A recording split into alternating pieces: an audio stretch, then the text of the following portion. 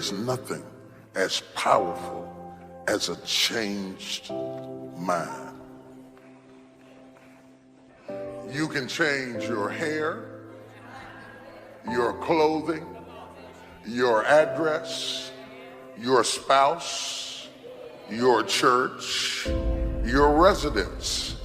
But if you don't change your mind, the same experience will perpetuate itself over and over again, because everything outwardly changed, but nothing inwardly changed.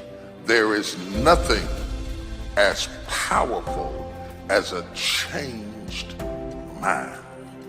Change your thoughts and you'll change your world. We cannot live a life of positivity when we have a thought life that is full of negativity. What are you choosing every single day to put into that mind of yours? I've seen people who had the education to go up, they had the gifting to go up, they had the talent to go up, didn't have the right attitude.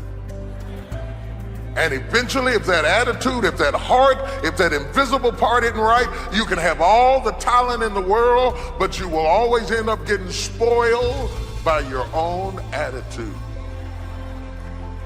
Yes, you'll get the opportunity. Yes, you'll get the job. Yes, you'll get the deal, but you won't be able to keep it because your attitude will corrupt every opportunity that life offers you and never saw it coming. If I want to change the direction of my life, I'm going to have to change my thought life. If you're jotting down notes, I want you to jot this down. My thoughts shape my world. If you don't like where you're at today, consider changing your thoughts and watch how that will change the direction of your life. Maybe the reason why you're at where you're at today is because your thought life is not where God wants your thought life to be. The battleground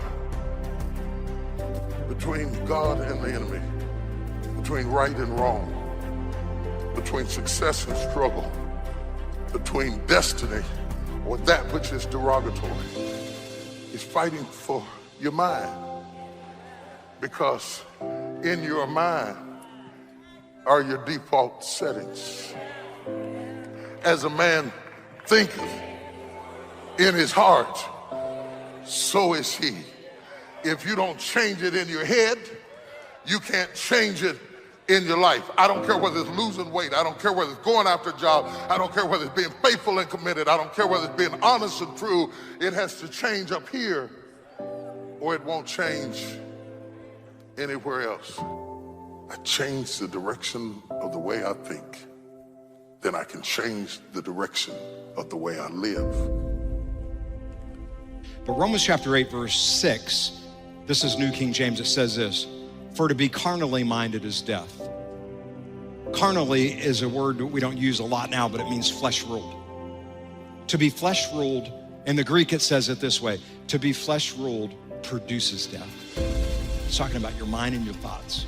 If you think thoughts of death, you produce death in your life. Not death physically, per se, but if all you do is ever think about how bad your marriage is and how you hate the person you're married to, that kind of stuff, you're gonna produce death in your marriage. If all you're ever doing is thinking about how you hate your job, you'll produce death at your job. You might get fired and you don't even know why. What we put into our mind is vital. Paul says, to be carnally minded is death, produces death, but to be spiritually minded produces life and peace. I believe God wants you to have life and peace. I believe God wants you to have peace in your mind. And the only way that happens is I'm gonna grab onto what God says and put his thoughts in there. Because you know, in Luke chapter 6, Jesus tells us that our thoughts that we speak come out of our heart, and whatever your heart is full of, that's what's gonna come out. Watch what he says: a good man or woman brings good things out of the good stored up in his heart. An evil man brings evil things out of the evil stored up in his heart. Watch this: for the mouth speaks what the heart is full of. I wanna say that again. For the mouth speaks what the heart is full of. Our attitude is an outward display of what's taking place in our heart. Let me say that again. Our attitude is an outward display of what's taking place in our heart. And that's why we need to guard our heart. Proverbs chapter 4, verse number 23 says, guard your heart above all else. Because your heart's more important than your possessions. Your heart's more important than anything, and here's why. For it determines the course of your life. Let me say this another way. Guard your heart above all else, for it determines your attitude. Now, why would I say that? I say that because our attitude is an outward display of what's taking place in our heart. So, whether you have a positive attitude or a negative attitude is really a choice, regardless of what you feel or what your opinion is. Attitude is our choice.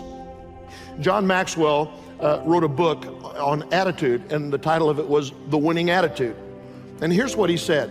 Attitude is the advance man of our true selves. Attitude's roots are inward, but its fruits are outward. Attitude is our best friend and our worst enemy. Attitude is more honest and more consistent than our words. Attitude is the thing that draws people to us or repels people away from us. Attitude is never content until it's expressed. And listen to this is a powerful statement. Attitude is the librarian of our past. It is the speaker of our present, and it is the prophet of our future.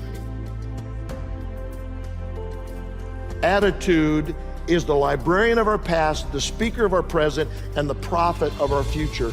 Our attitudes determine our success and happiness in life more than giftedness, more than opportunities or circumstances. Our attitudes affect our life.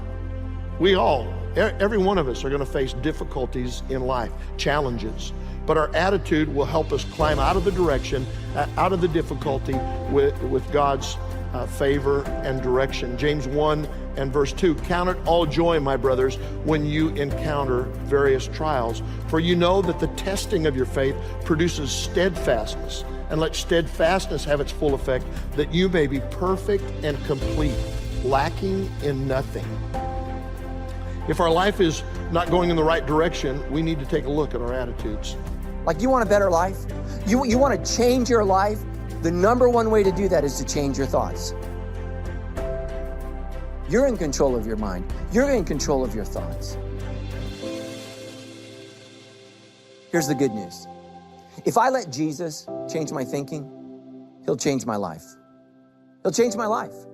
Don't copy the behavior and customs of this world, but let God transform you into a new person. By changing what? The way you think. The way God changes you is he changes the way you think. We have to quit looking at what everybody else is doing.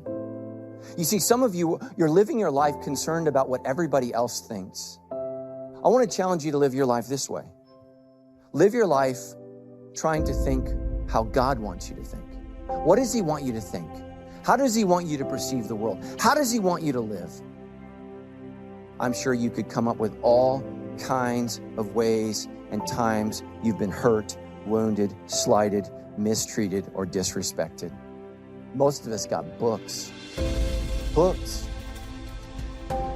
I got books of ways I feel mistreated, ways I feel abused, ways, I feel picked on. But you know what? The Bible doesn't call us to make a list of the negative things that have happened in our life. The Bible actually calls us to make a list of the positive things. You see, nobody has to force you to remember the ugly. But Jesus wants to teach you how to remember the beautiful. What are the good things in your life?